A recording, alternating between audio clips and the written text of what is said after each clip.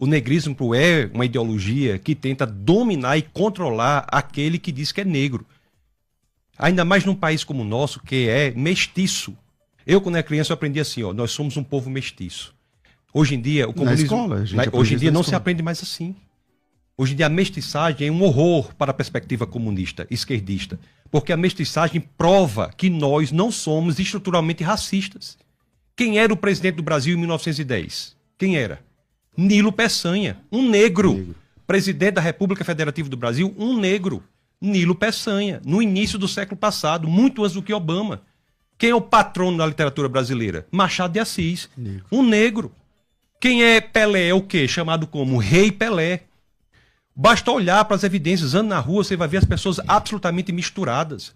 Se nós fizermos qualquer exame aqui de genético, nós vamos ver que temos uma mistura belíssima e essa perspectiva está sendo perdida, atacada de forma feroz pelo comunismo para dividir as pessoas.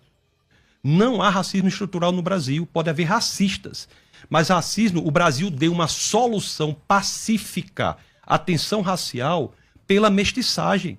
E é isso que nós devemos defender. Defender que temos a solução. A esquerda não. O comunismo quer promover o crescimento da tensão. E tem outra coisa também que tem que ser dita. No IBGE, que passou agora recentemente, quando você vai marcar lá, você marca o quê? Quem é mestiço? Marca o quê? Por que o IBGE não tem mestiço? Tem pardo. E por que que o comunismo, a esquerda, quando quer considerar que você tem 50, 60, 70, 80% de negros no Brasil, você soma negros e pardos. E quando você quer considerar que só tem 8% de negros, você separa. Se você vai dizer que qual é a porcentagem de negros... Depende da pauta, né? Qual é a população carcerária de negros no Brasil? Somam-se negros e pardos. E quem é pardo? Pardo é mestiço, por exemplo, de brasileiro com japonês. Não, eu no meu registro sou pardo. Pardo. Então você será considerado para a população negra carcerária e será desconsiderado para a população negra na alta administração federal, por exemplo. É claro. Vá para o Brasil profundo, vá para o Brasil real, vá lá no sertão do Nordeste, vê se tem essa pauta negrista, racista, feminista, indigenista. O Brasil real não tem isso, o Brasil verdadeiro não tem isso. Isso é neocolonização ideológica para dominar o povo. A mesma coisa a mulher. A mulher não é feminista. Quem gosta do feminismo é a feminista, não a mulher. Quem gosta do indigenismo é o indigenista, não o índio. Quem gosta do negrismo é o negrista, não o negro. Porque essas pessoas são escravizadas por esses movimentos ideológicos. E escravizadas é interessante por um método que é criado pela Escola de Frankfurt e pela filosofia do século XX, notadamente por Wittgenstein no Tractatus, na proposição 7, quando ele diz sobre o que não se pode falar, deve-se calar, wovon man nicht sprechen kann, darüber muss man schweigen, sobre o que não se pode falar, deve-se calar, pelo método da linguagem. É por isso que tem pessoas hoje que, como o próprio professor falou, disse, eu não tenho coragem de falar essa palavra. Como é que nós estamos abrindo mão da nossa autonomia linguística? Por que há palavras que você não pode dizer? Estão acabando a linguagem, porque da forma que nós falamos, nós pensamos. Da forma que nós pensamos, nós agimos. Então essas pessoas são colocadas nesses grupos ideológicos para terem sua linguagem controlada e, portanto, terem o seu pensamento controlado. Tem várias palavras que não se pode falar hoje. Você não sabe mais nem o que é mulher.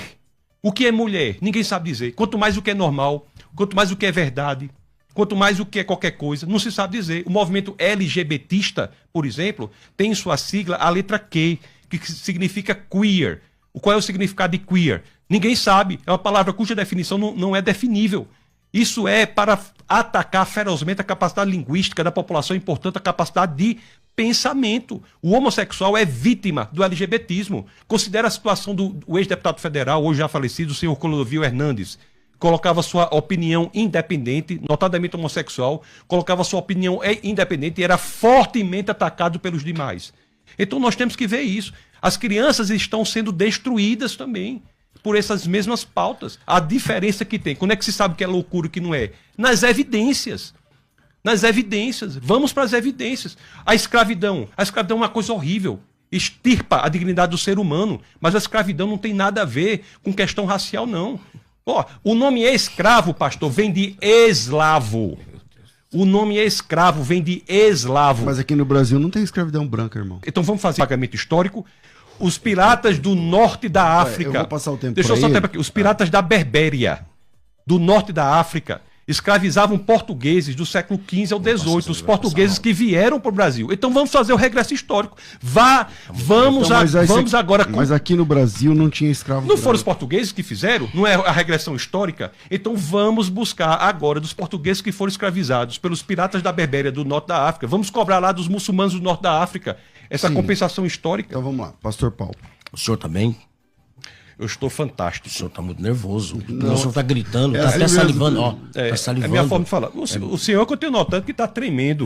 O senhor está salivando. O senhor que está se mexendo quando eu estou falando. É porque o senhor que eu estou vendo que só parou e deu uma risadinha falsa para bater a foto. Foi isso que eu vi. É tanta coisa assim. Mas vamos lá. Foi isso que eu vi. O senhor que eu estou achando. Sem questão pessoal, vamos lá. Estou vendo sua mão tremendo aí, ó. Bora, vamos lá, sem questão pessoal. Eu Vamos tô lá. calmo, pois é. Se for para esse lado, a gente vai também.